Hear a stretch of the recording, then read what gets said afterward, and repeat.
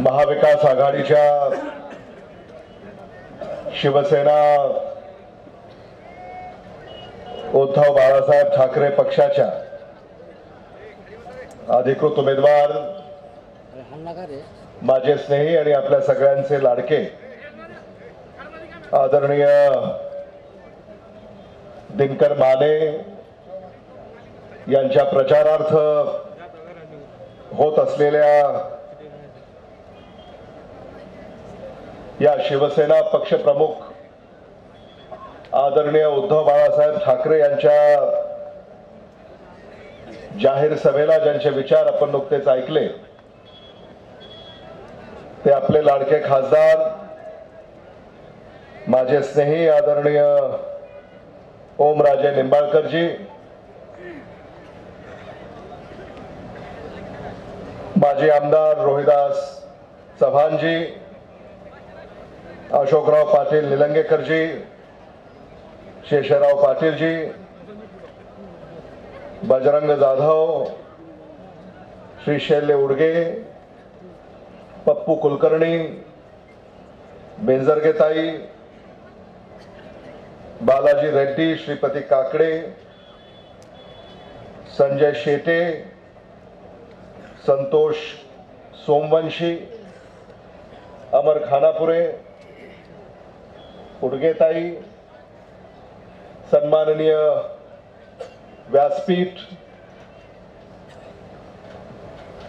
व्यासपीठासमोर उपस्थित असलेले मतदार बंधू भगिनी, पत्रकार आणि तरुण मित्रांनो, आपण सारे शिवसेना पक्षप्रमुख आदरणीय उद्धव बाळासाहेब ठाकरेजी यांची आतुरतेनं या ठिकाणी वाट पाहतोय। महाविकास आघाडी यासाठी आपण या ठिकाणी एकत्रित आलेले आहोत। महाविकास आघाडीने या राज्यामध्ये महाराष्ट्राच्या स्वाभिमानाचा लढा उभा केला आहे आणि ही लढाई लढण्यासाठी आपण सारे या ठिकाणी सामील झालेले आहात असं मी म्हणालो तर ते चुकीचं होऊ नये। अनेकांनी आपले विचार या ठिकाणी व्यक्त केले आणि या सभेमधील उपस्थिती पाहिल्यानंतर आपल्यामधला उत्साह पाहिल्यानंतर मला ही खात्री वाटते की औसा विधानसभा मतदारसंघातून शिवसेना उद्धव बाळासाहेब ठाकरे पक्षाचे अधिकृत उमेदवार दिनकर माने हे आजच निवडून आले।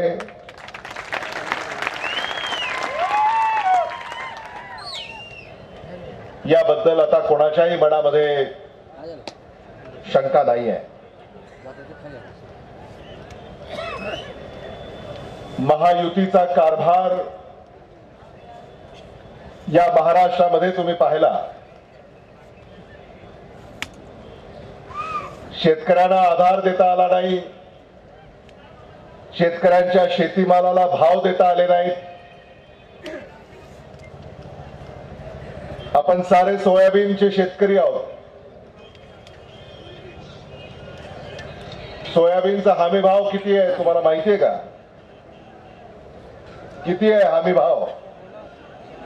MSP हमी भाव किती आहे? तो बाजार भाव आहे किती आहे? 4892 हा सोयाबीनचा हमी भाव आहे आणि बाजारात सोयाबीनला भाव किती आहे? 3800, 3900, 3600, 4000। केंद्र सरकार आणि राज्य सरकारने जर शेतकऱ्याच्या साध्या पिकाला भाव देता येत नसेल दिल्ली आणि मुंबईमध्ये यांना राज्य करण्याचा अधिकार काय? हा या निवडणुकीचा महत्वाचा मुद्दा आहे. केंद्र सरकारला आदरणीय राहुल गांधी या भारताच्या लोकसभेचे विरोधी पक्ष नेते यांनी अनेक वेळा सांगितलं की स्वामीनाथन आयोग शेतकऱ्यांच्या शेतीमालासाठी लागू करा, पण अजूनही केंद्र सरकार त्याच्यावर ब्र शब्द काढायला तयार नाही. राज्य सरकार याच्यावर ब्र शब्द काढायला तयार नाही. शेतकऱ्याच्या आत्महत्या थांबत नाही आहे. शेतकरी अडचणीत सापडलेला आहे. शेतकऱ्याचा शेतीमाल त्याच्या शेतात घरात अनेक वर्ष पडून आहे. बाजारपेठेमध्ये भाव नाहीत म्हणून शेतीमाल तो विक्रीला आणत नाही आहे आणि म्हणून ना इलाजानं आपलं भागवण्यासाठी तो शेतीमाल हा बाजारपेठेमध्ये आणून विकत असतो. आणि म्हणून जर 800 रुपयाचा फरक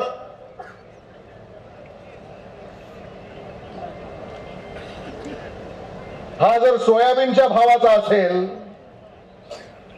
तर मग शेतकऱ्याचं अतोनात नुकसान होतंय का नाही याचा आपण विचार केला पाहिजे. लोकसभेच्या निवडणुकीमध्ये राहुल गांधी यांनी आपल्याला सांगितलं होतं की आम्ही शेतकऱ्याच्या शेतीमालाला हमी भाव देऊ, हमी भाव देणं कायद्यानं बंधनकारक करू.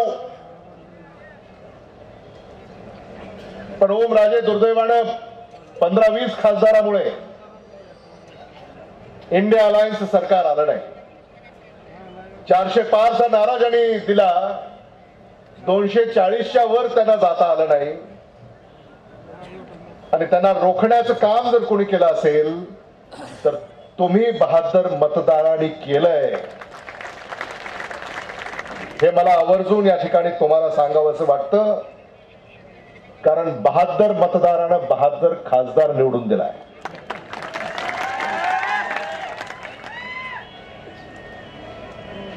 ओमराजे, मला तुमचा अभिमान आहे.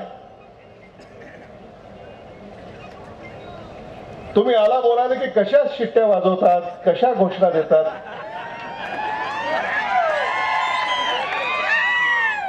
श्रीशैल उडगे हे काही आपल्याला अजून जमलं नाही.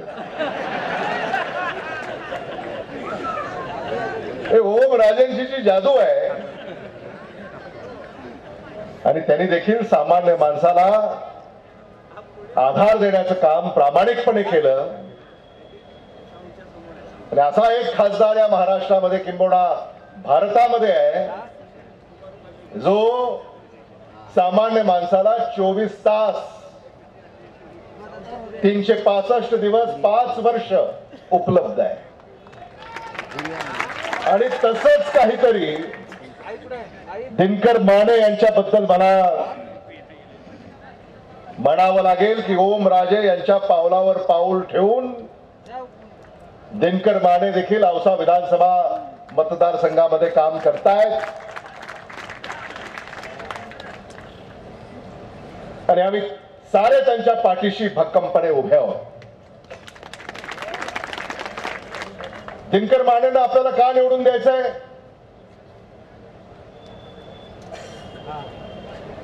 दिनकर माने यांना 20 नोव्हेंबर रोजी आपल्याला मतदान करायचंय. 23 नोव्हेंबर रोजी निकाल लागणार आहे. मतमोजणी सुरू झाल्यानंतर संध्याकाळी दिनकर माने औशाच्या तहसीलमध्ये जाऊन निवडून आल्याचं प्रमाणपत्र घेतील. आणि 23 तारखेला संध्याकाळी मुंबईच्या दिशेनं मातोश्रीकडे निघायचंय.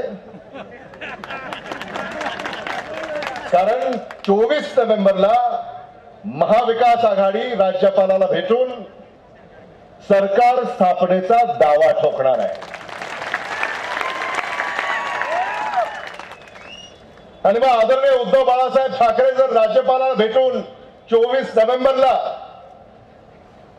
सरकार स्थापनेचा दावा ठोकणार असतील तर त्यांच्या शेजारी दिनकर माने नकोत का?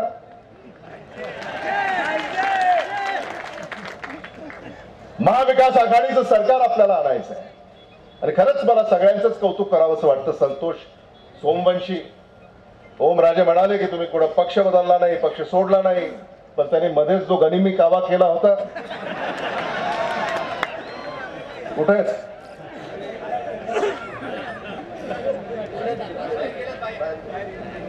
गनिमी कावा हे समजून घ्या. म्हणजे छत्रपती शिवाजी महाराजांना जे अभिप्रेत आहे असा त्याच्या मावळ्यांनी जो गनिमी कावा केला, याच्यामुळं दिनकर माने तुमचा मार्ग अधिक सुकर झालेला आहे, हे देखील मला इथं मुद्दामून या ठिकाणी सांगायचं.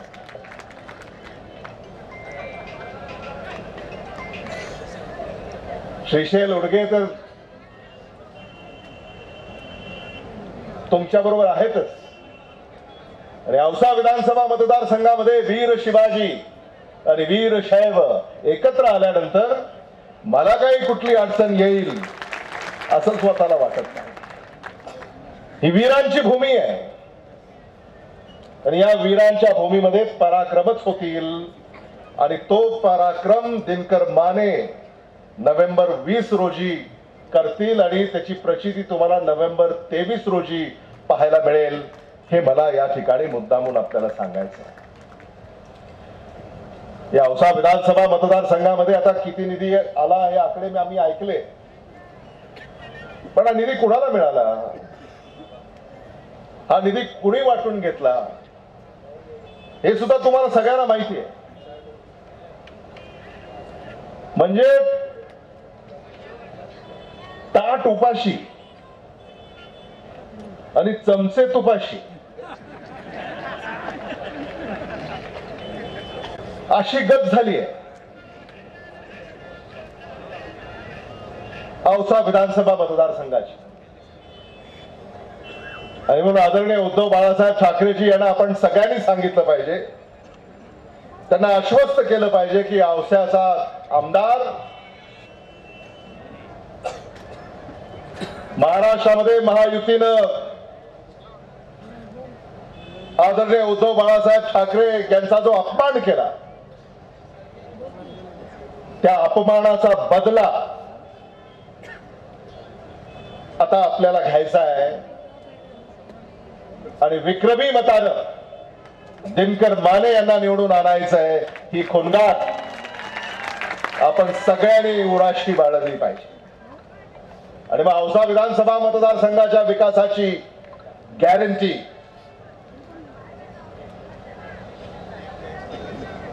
ही माझी आहे, को गॅरंटी ओमराजेंची आहे. आणि मी आणि ओमराजे मिळून औसा विधानसभा मतदारसंघामध्ये जो विकास राहिलाय त्याला पूर्ण करण्याचं काम आम्ही येणाऱ्या 5 वर्षामध्ये करू, हा शब्द मी आज आपल्याला या निमित्तानं देऊ इच्छितो. आणि दिनकर माने एवढं ते नक्की करतील, या आदरणीय उद्धव बाळासाहेब ठाकरे यांच्या नेतृत्वाखाली औषधासाठी विकासाचं ताट जेव्हा वाढण्याची वेळ येईल तेव्हा ते विकासाचं ताट सामान्य माणसापर्यंत ते वाढवतील, याबद्दल माझ्या मनामध्ये कुठलीही शंका नाही. आणि दिनकर माने चमचे मात्र त्या ताटात असू नये. चमच्याचा खूप कंटाळा आलाय आता मतदारांना. बरे सगळे चमचे लातूरचे आहेत असं कळतंय, पाठवून द्या त्यांना तिकडं आणि सुटका करा औषधाची. आणि हे सगळं करण्याची किमया तुमच्या हातामध्ये आहे. महाराष्ट्रामध्ये महाविकास आघाडीचं सरकार आपल्याला आणायचंय त्या पंचसूत्रीसाठी.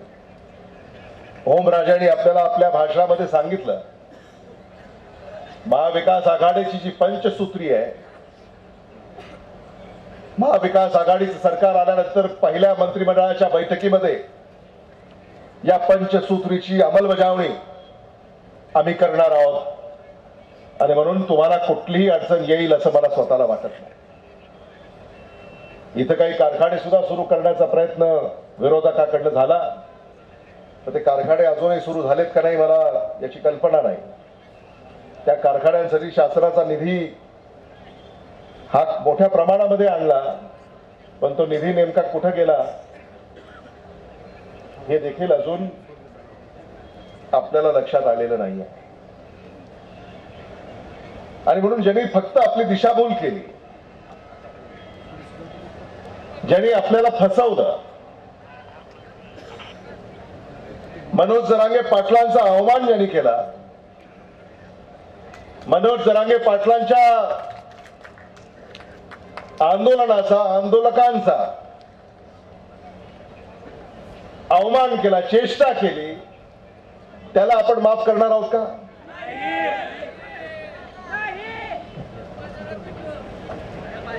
आणि म्हणून आता अलीकडे जाहिराती येत आहेत, एक है तो सेफ है. तुम्ही वाचला का नाही जाहिराती वर्तमानपत्रामध्ये? अमोल कोल्हे संगमनेरला होते, ते फार छान सांगितलं अमोल कोल्हेनी. भारतीय जनता पक्षाच्या किंबहुना महायुतीच्या आता ज्या जाहिराती आहेत, आता जातीयवादाची पुन्हा नव्यानं पेरणी करण्याची सुरुवात त्यांनी केलेली आहे. एक है तो सेफ है. अमोल कोल्हे त्या दिवशी असं म्हणाले, एक ही तो सेफ है.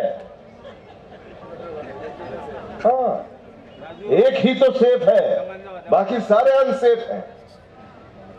आणि अशा या जाहिरातबाजीवर सुद्धा तुम्ही बळी पडू नका आणि वेळीच सावध व्हा. महाराष्ट्रामध्ये महाविकास आघाडीचं सरकार येणार आणि आता सर्वेक्षण सुद्धा 200च्या घरात महाविकास आघाडीच्या जागा येतील अशी आता चर्चा आहे. आणि महायुतीमध्ये विरोधी पक्षनेता कोण होणार आहे याची आता स्पर्धा सुरू झालेली आहे. भारतीय जनता पक्षाची आता एवढी पिछेहाट झाली आहे की आता एकनाथ शिंदे विरोधी पक्षनेते होतात का देवेंद्र फडणवीस होतात अशी स्पर्धा सुरू झालेली आहे.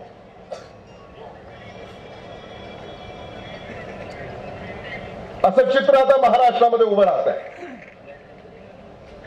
आणि म्हणून आपल्या प्रत्येकाचं मत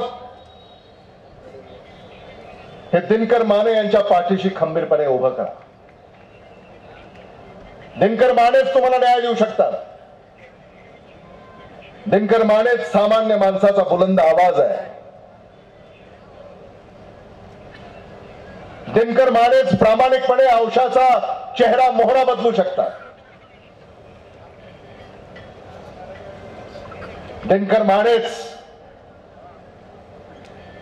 औषधाला विकासाची गंगा घेऊन येऊ शकतात.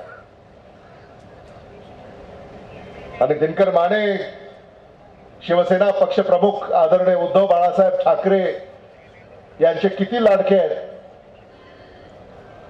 हे आता जागा वाटपावरून तुम्हाला कळालं असेल. म्हणजे श्रीशैल उडगे यांच्यासाठी आम्ही टोकाचे प्रयत्न केले की ही जागा काँग्रेसला सुटावी आणि श्रीशैल उडगेंना किंवा इतर जे आमचे काँग्रेस पक्षाचे इच्छुक होते त्यांच्यापैकी एखाद्याला इथून आम्हाला उमेदवारी देता येईल. पण जागा वाटपामध्ये आणि त्या चर्चेमध्ये शिवसेना पक्षप्रमुख आदरणीय उद्धव बाळासाहेब ठाकरे साहेबांनी एक भूमिका घेतली आणि औषधाची जागा आता शिवसेना उद्धव बाळासाहेब ठाकरे पक्षाला सुटली. आणि म्हणून श्रीशैल उडगे आपल्याला आता या सगळ्या मंडळीला सांगावं लागेल, व्यासपीठाला सांगावं लागेल की आम्हाला जरी जागा नाही सुटली तरी आम्ही औसा विधानसभा मतदारसंघामध्ये शिवसेनेपेक्षा 4 पावलं पुढे जाऊन दिनकर माने यांना निवडून आणण्यामध्ये प्रयत्न करणार आहोत. काय त्यांनी तर सांगितलंय, पण ते असं म्हणतात की आता टॉप गिअर टाकायची गरज आहे. तुम्ही टॉप गिअर. तेव्हा दिनकर माने, मी आपल्याला आश्वस्त करू इच्छितो की श्रीशैल उडगे असतील, संजय शेटे असतील, ही सगळी मंडळी ही तुमच्या पाठीशी खंबीरपणे उभी आहे. याबद्दल कोणाच्याही मनामध्ये शंका असायचं काही कारण नाही. आणि महाविकास आघाडी जिल्ह्यातले 6 पैकी 6 उमेदवार प्रचंड मताने ते निवडून येतील, याबद्दल मी तुम्हाला आश्वस्त करू इच्छितो. उदगीर विधानसभा मतदारसंघामध्ये सुधाकर भालेराव हे राष्ट्रवादी काँग्रेस पक्ष शरदचंद्र पवार यांचे उमेदवार बहुमताने निवडून येतील. अहमदपूरमध्ये राष्ट्रवादी काँग्रेस पक्ष शरदचंद्र पवार यांचे उमेदवार विनायकराव पाटील हे बहुमताने निवडून येतील. निलंग्यामध्ये काँग्रेस पक्षाचे महाविकास आघाडीचे उमेदवार अभय साळुंके हे बहुमताने निवडून येतील. आणि औशामध्ये शिवसेनेचे महाविकास आघाडीचे उमेदवार दिनकर माने हे बहुमताने निवडून येतील. आमचं उद्दिष्ट आहे की लातूर जिल्ह्यामध्ये महाविकास आघाडीच्या 6 पैकी 6 जागा या आम्हाला निवडून आणायच्या. आणि म्हणून आघाडी धर्म पाळण्याचं काम चव्हाणजी आम्ही या ठिकाणी करतोय, बेंजरगेताई आम्ही या ठिकाणी करतोय. आणि तुमचं देखील सहकार्य आम्हाला लोहा कंधार, निलंगा या ठिकाणी हवंय. आणि म्हणून तिथं देखील महाविकास आघाडीचे सारे पक्ष एका जिवानं या कामामध्ये पुढाकार घेतील, याबद्दल मी या निमित्ताने या ठिकाणी विश्वास व्यक्त करू इच्छितो. भारतीय जनता पक्षानं गेल्या 10 वर्षामध्ये या लातूरसाठी काहीही केलं नाही. मराठवाडा रेल कोच फॅक्टरी 3दा उद्घाटन केली, अजूनही कोच त्यांना बाहेर काढता आलेली नाही. आणि म्हणून ओमराजे आता येणाऱ्या काही दिवसामध्ये तुम्ही असाल, डॉक्टर शिवाजी काळगे असतील, आपल्याला सगळ्याला मिळूनच मराठवाडा रेल कोच फॅक्टरीमध्ये आता कोच बाहेर काढावी लागेल. कारण भारतीय जनता पक्षाकडे संधी होती, पण त्या संधीचं त्यांना काही करता आलं नाही. 50,000 लोकांना रोजगार मिळणार म्हणून घोषणा केल्या, 50,000 जिल्ह्यामध्ये. आणि नाही दिला तर राजकारणामधून संन्यास घेऊ असंही सांगितलं. माझा राजकीय संन्यास याची वेळ आता आलेली आहे. आणि म्हणून लातूर जिल्ह्यामध्ये लातूरकरांना फुलथापा ज्यांनी दिल्या, मराठवाडा रेल कोच फॅक्टरी याचं अनेक वेळा उद्घाटन केलं, पण कोच काय बाहेर काढली नाही. आणि तिथं एकालाही रोजगार आजपर्यंत मिळाला नाही. आणि म्हणून ज्या भारतीय जनता पक्षाच्या नेत्यांनी त्या घोषणा केल्या, आश्वासनं दिली, मग ते निलंगा असेल, औसा असेल, यांना आता राजकीय संन्यास याच्यावर पाठवण्याची वेळ आलेली आहे. हे देखील आपण लक्षात ठेवलं पाहिजे. महारोजगार मेळावा घेतला, नमो रोजगार मेळावा, हजारो सुशिक्षित बेकारांना त्या ठिकाणी बोलावलं. तुमच्याकडचे काहींना तिथं बोलावलं असेल, पण एकालाही नोकरी तिथं मिळाली नाही. माहितीच्या अधिकारामध्ये आम्ही त्यांना प्रश्न विचारला, तेव्हा आम्हाला असं कळालं की एकालाही महाराष्ट्र शासनाच्या महायुतीच्या नमो महारोजगार मेळाव्यामध्ये एकालाही नोकरी त्यांना देता आलेली नाही. नुसती फसवा फसवी, बनवा बनवी, या पलीकडे महायुतीने या महाराष्ट्रामध्ये काहीही केलेलं नाही. आणि म्हणून यांना मतदान मागायचा कसलाही अधिकार नाही, हे आपण समजून घेतलं पाहिजे. या लातूरमध्ये जो भ्रष्टाचार वाढला, टक्केवारी वाढली,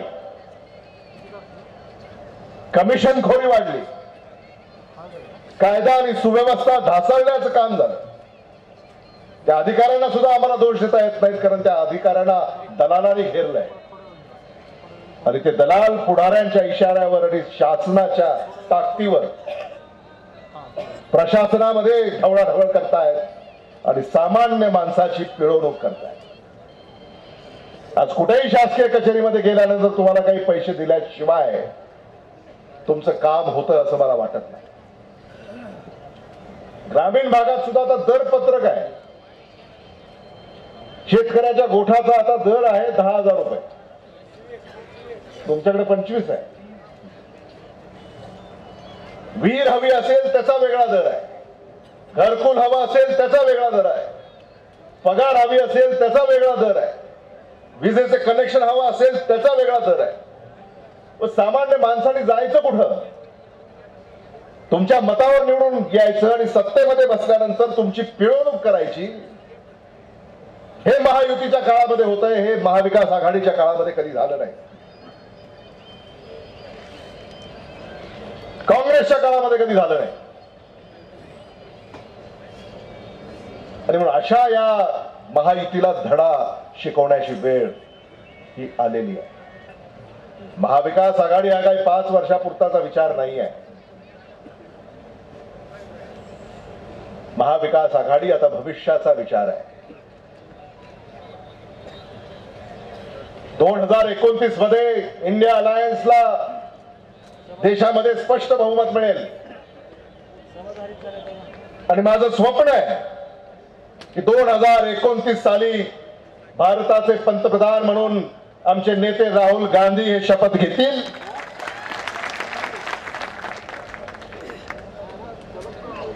आणि शिवसेना पक्षप्रमुख उद्धव बाळासाहेब ठाकरे यांचे आशीर्वाद असल्यास ओमराजे त्या शपथविधी सोहळ्यामध्ये आम्ही तुम्हाला सुद्धा पाहू. बदलाचे वारे आता वाहू लागलेले आहेत, तर या देशामध्ये सुद्धा इंडिया अलायन्स सरकार आल्याशिवाय राहणार नाही. या वेळेला ते 240 आहेत, 2029 साली ते 140 होतील. हा आत्मविश्वास मी आपल्याला या निमित्ताने व्यक्त करू इच्छितो. आणि महाविकास आघाडीचे सरकार काही दिवसावर, फार वाढ पाहायची गरज नाही, काही दिवसावर आता महाराष्ट्रामध्ये महाविकास आघाडीचं सरकार सत्तेवर येईल आणि त्याच्यानंतर महाविकास आघाडीचे नेते राहुल गांधी, आदरणीय शरद पवार साहेब, आदरणीय उद्धव ठाकरे साहेब, आदरणीय नाना पटोले, आदरणीय बाळासाहेब थोरात, ही सगळी मंडळी या महाविकास आघाडीला असं एकत्र ठेवतील की पुढची 15-20 वर्ष या महाविकास आघाडीला पर्याय सुद्धा उभं करणं हे महायुतीला कठीण होईल. हे मला आज तुमच्या पुढे या ठिकाणी मांडायचं आहे. खूप बोलण्यासारखं आहे, खूप बोलता येईल, पण आपण एवढ्या मोठ्या संख्येनं या ठिकाणी उपस्थित झालेले आहात.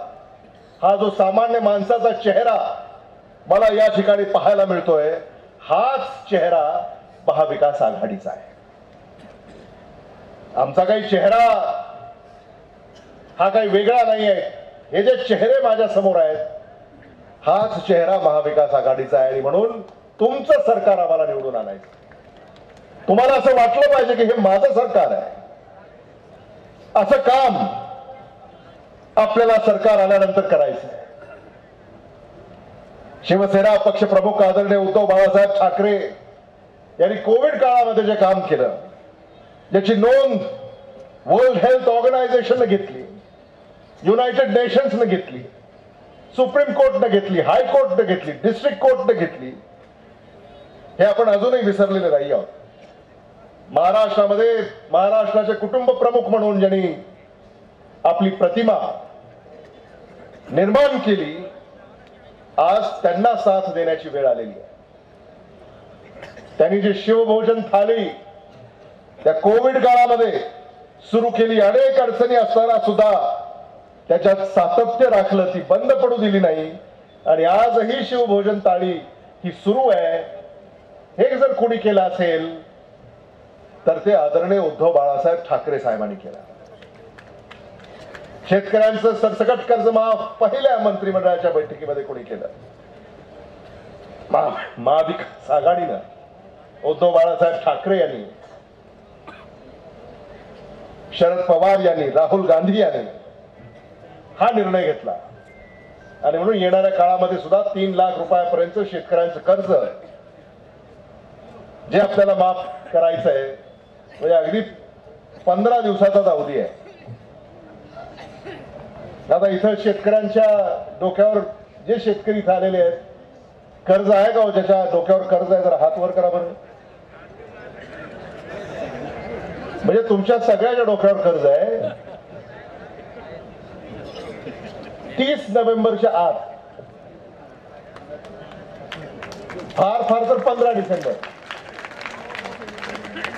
15 डिसेंबरच्या आत तुमच्या सगळ्यांचं कर्ज माफ होणार आहे. आता अजून काय पाहिजे? सगळ्यांचं कर्ज माफ होणार आहे. हे महाविकास आघाडीनं वचन आपल्याला दिलेलं आहे. आणि जे शेतकरी, आता आपण दुसरा प्रयोग करू, वेळेवर कर्ज परतफेड करणारे शेतकरी जे आहेत त्यांनी हात वर करा बरं. वेळेवर हा मोठी संख्या नाही, वेळेवर कर्ज फेड करणारे आहे. कमी आहेत हात, कमी आहे. तुमचं खरंच कौतुक आहे. तुम्हाला देखील प्रोत्साहनपर 50,000 रुपये हे महाविकास आघाडी सरकारनं देण्याचं कबूल केलेलं आहे.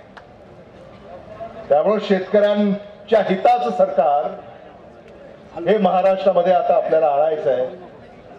याच्यासाठी आता आपण तयारीला लागलं पाहिजे. दिनकर माने इलेक्ट्रॉनिक वोटिंग मशीनवर त्यांचं नाव क्रमांक 3 ला आहे. 3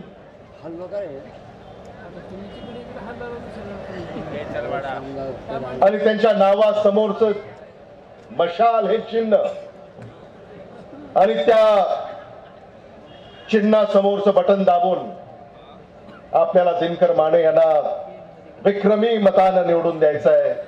हे आव्हान मी आपल्याला या निमित्तानं करू इच्छितो. न जात पर न पात पर, हाथ पर नहीं भाई, हाथ हमारा है, यहां मशाल है. न जात पर न पात पर, आदरणीय बाला साहब ठाकरे की बात पर. न जात पर न पात पर, आदरणीय बाला साहब ठाकरे की बात पर बटन दबाना मशाल पर. धन्यवाद. जय हिंद, जय महाराष्ट्र. धन्यवाद साहेब.